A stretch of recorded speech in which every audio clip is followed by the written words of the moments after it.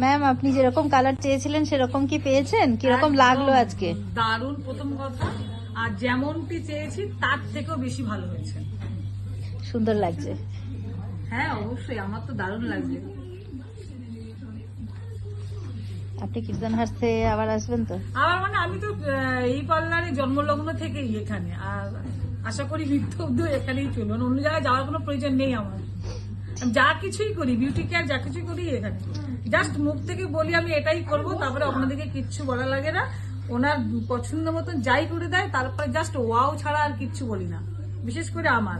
আর আপনাদের যদি কারোর মনে হয় যে এই পার্লারে না আসলে বুঝতেই পারবে না যে কেয়ারফুলি প্রত্যেকটা বিউটি কেয়ার এখানে কেয়ারফুলি সব স্টাফেরা, এবং সঙ্গে যে ওয়ানার অপনাদি উনি নিজেও টেক আপ করে এবং সব নিজে হেল্প করে।